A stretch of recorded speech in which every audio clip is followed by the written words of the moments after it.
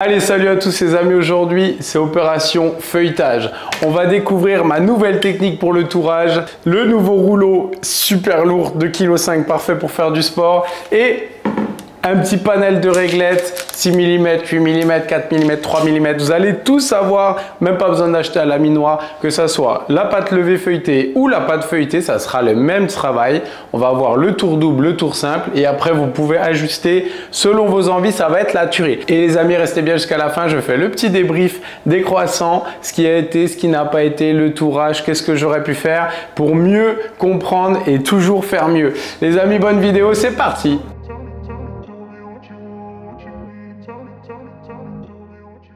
Donc c'est parti pour la recette, vous l'avez compris, on va pas s'attarder sur la recette, c'est surtout le feuilletage qui va nous intéresser.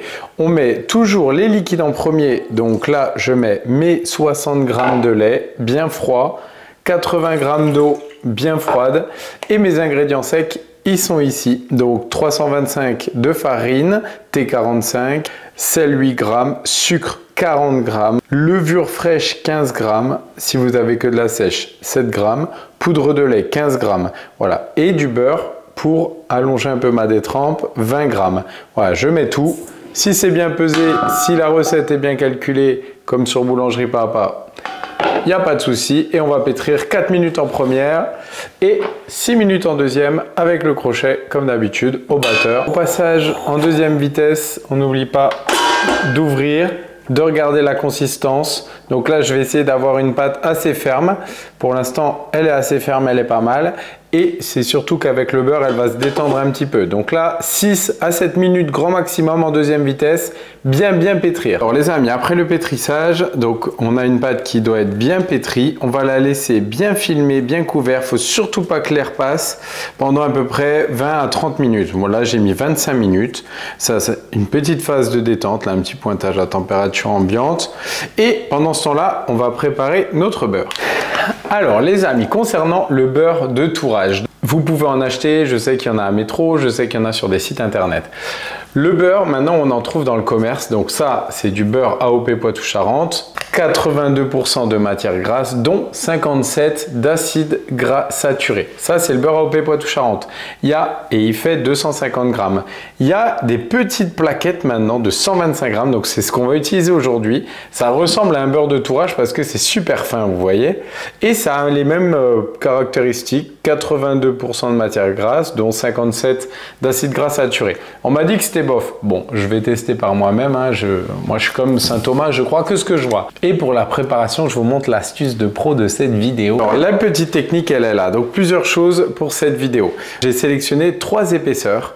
Là, de petites réglettes. Donc, c'est des réglettes que vous trouvez dans les magasins de bricolage. Celles-là, elles font 8 mm, 4 mm, 3 mm.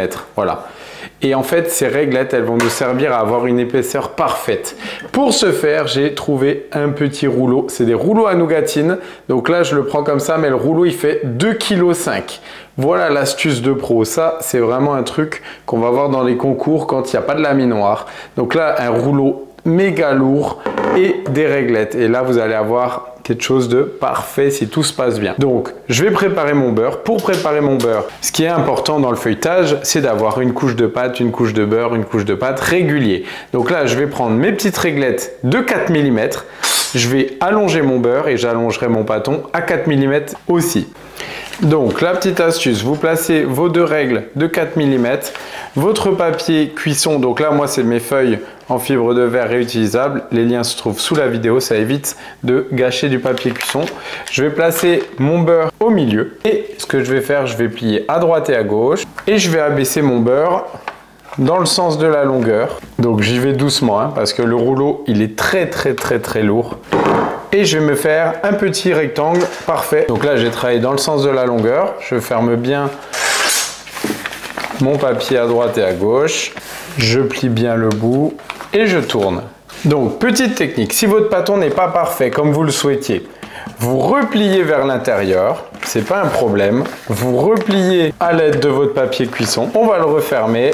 C'est pas un souci. Pourquoi? Parce que mon beurre, il va rester moins 1 ou 2 heures au frigo, donc là ce sera parfait. Je me fais ma petite enveloppe, on a le temps, on n'est pas pressé, Et on repart. La taille exacte, c'est 11,5, taille 18.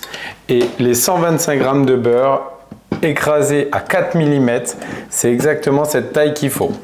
Donc ça veut dire que mon pâton devra faire 23 cm par 18 cm. Une fois que votre feuille de beurre là est parfaitement abaissée, vous la laissez au frigo au moins 1 ou 2 heures. Après 25 minutes, je prends mon pâton. Le but, c'est de l'abaisser à 4 mm et surtout que la fermentation ne démarre pas. Donc c'est des pâtes où il y a de la matière grasse, donc on ne va pas trop fariner. Ça, c'est une des bêtes noires du tourage. Pas trop de farine et surtout du froid. Donc là, je vais abaisser mon pâton à 18 cm de large et 23 de longueur.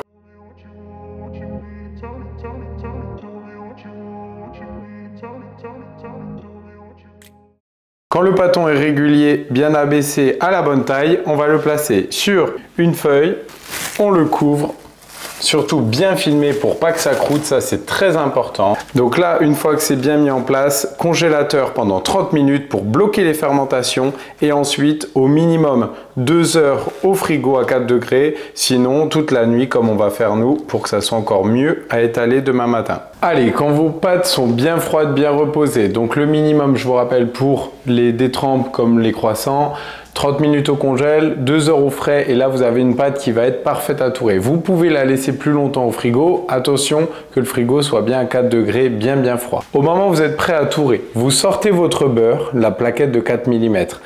À peu près 10 minutes, 15 minutes avant, vous la laissez à température ambiante sur votre plan de travail.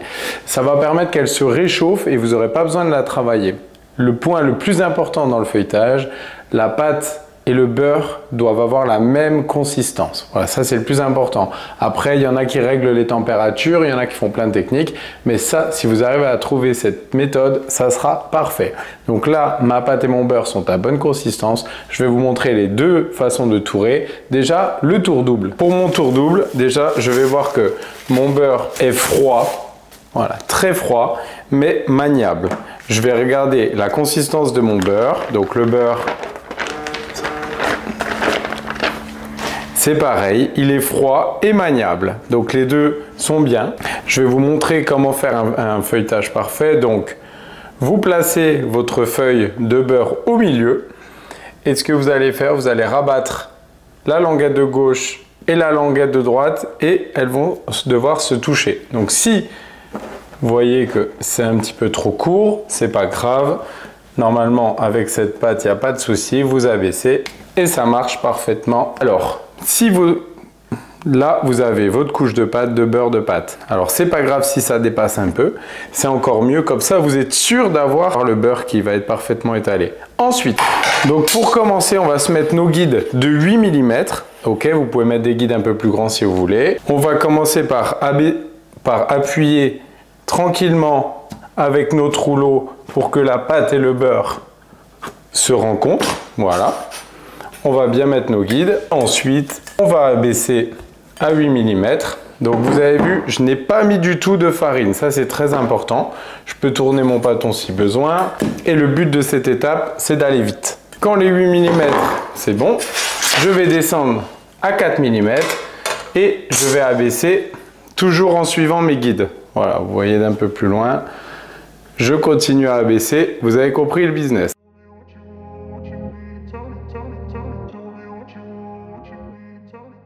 Alors, pour mon tourage, donc là, je vais abaisser, je vais mettre face à moi. Si j'ai mis un petit peu trop de farine, bon là, j'ai pas du tout de farine, donc c'est pas trop le cas. Mais sinon, je peux prendre un pinceau et mettre un tout petit peu d'eau comme ça pour éviter qu'il y ait trop de farine. Ensuite, je vais faire mon tour double. Donc si le beurre dépasse, c'est pas grave. Je vais plier de la taille d'une main. Je vais replier pour que les deux bords se rejoignent. Voilà, je vais mettre le tout parfaitement rectangulaire. Ça, c'est très important. Et là, je vois que mon beurre va bien toucher la pâte.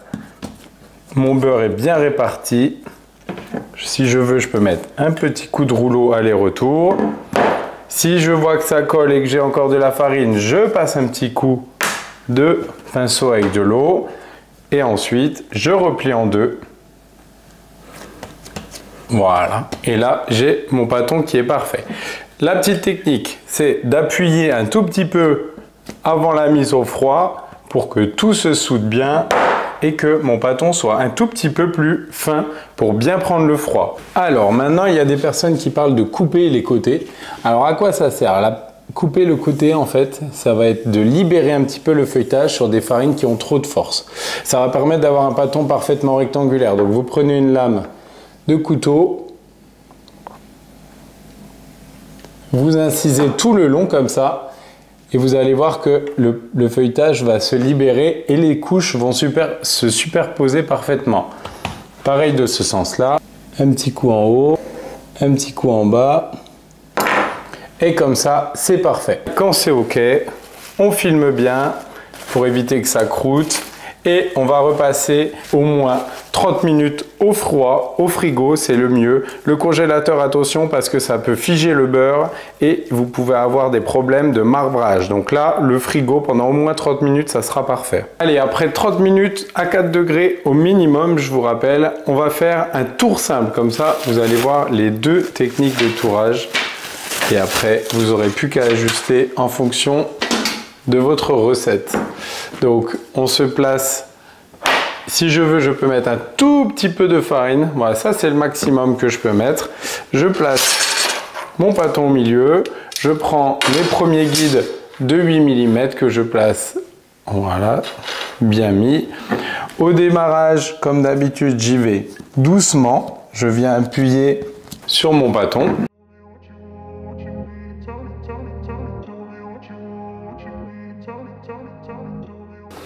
Je place le pâton face à moi. J'ai de la farine, je passe un petit coup de pinceau très léger avec un petit peu d'eau. Je viens plier une première fois, je mets avec mes doigts. Si c'est trop court, j'ajuste un petit peu. Hop, surtout je ne tire pas trop sur mon feuilletage. Je ferme, j'agrandis un petit peu pour avoir un rectangle parfait. Et sur ce tour simple, je vais soulager un peu mon feuilletage, je vais couper l'extérieur, voilà, et comme ça mes pâtons vont bien se mettre superposés. Je peux faire l'autre côté et je replace au minimum 30 minutes à 4 degrés et ensuite je pourrai abaisser. À ce moment-là, si vous voulez, vous pouvez laisser plus longtemps, il n'y a pas de problème, la détente elle sera encore mieux si vous laissez plus de temps à 4 degrés. Attention au passage au congèle, grand maximum 15 minutes, sinon le beurre risque de marbrer. Allez, c'est parti, jour 2, donc là j'ai bien laissé ma pâte se reposer, se détendre toute la nuit à 4 degrés. Attention au frigo un peu trop chaud où là la fermentation peut démarrer. Et là on va abaisser, donc en suivant nos guides, on va commencer à 8, ensuite à 4 et ensuite on finira à 3 mm. Généralement, c'est ce qu'on va rechercher pour des jolis croissants. Et si vous avez un feuilletage, ben vous descendez encore plus bas et voilà, ça va bien se passer. On regarde ça et en 2 minutes, c'est fini. Alors généralement, un croissant, ça va avoir une taille de 25 cm et on va découper des tronçons de 8,5. Là, aujourd'hui, je vais faire des croissants courbés spécialement et je vais commencer tout simplement par gagner un petit peu de largeur. Voilà, je vais faire ma largeur définitive, donc je vais faire une largeur de 25 et ensuite je travaillerai ma longueur. Voilà, une fois que j'ai mes 25, je vais tourner mon pâton et maintenant je vais travailler ma longueur. Donc la longueur, je pense que je vais abaisser jusqu'à 3 mm et je vous donne le résultat. Je peux fariner, c'est pas trop un souci. Ce qui compte si je farine, c'est de bien enlever l'excès avec une petite balayette. Et je continue progressivement. Et voilà, quand c'est OK, on va passer à la découpe. Vous l'avez vu avec ces techniques, c'est pas une question de réflexion, c'est une question de pression. Il faut donner de la pression, appuyer le plus possible et le plus rapidement possible pour imiter le mouvement du laminoir. Et après, c'est opérationnel. Allez, on détaille et on roule les croissants. Donc là, ils sont à 25 cm, un peu plus de 25, c'est parfait. Alors ça, c'est une roulette. Ça me permet d'avoir des tronçons réguliers. Et comme je vais faire des courbés aujourd'hui, je vais faire des croissants de 8,5. Je marque en haut. Je décale un petit peu, je marque en bas. Donc je vais déjà découper les premiers. Je rentre bien les doigts pour pas me faire découper la main. Alors si vous avez des morceaux comme ça, il n'y a pas de problème, vous pouvez le repasser dans votre pétrin. Votre pétrin suivant, c'est de la pâte fermentée viennoise. Sinon, vous pouvez le repasser, vous faites une petite tarte, vous mettez tout ça dans un moule et vous le cuisez. Ça marche très très bien.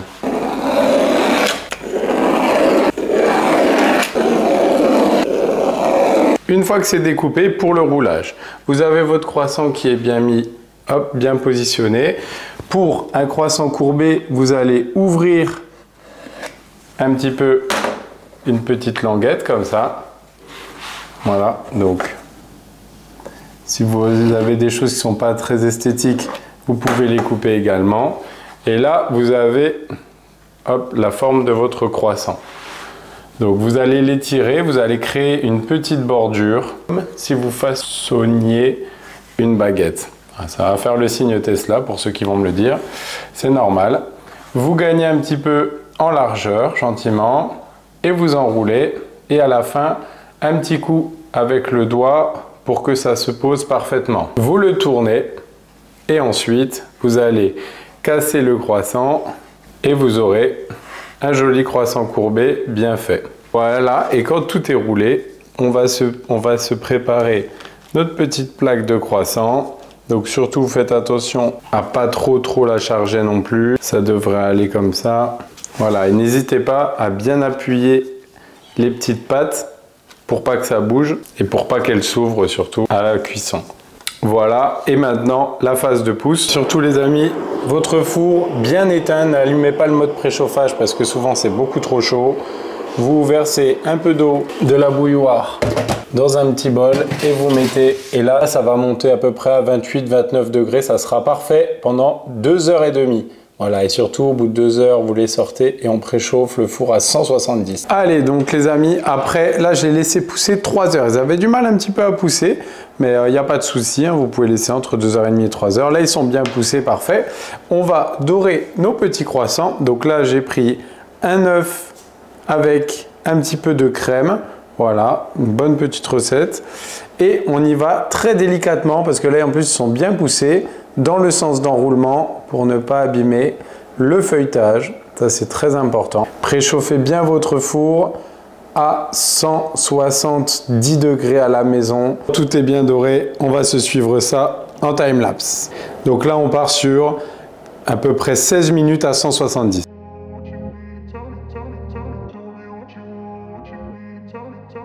Allez, après 16 minutes à 170, on va voir un petit peu.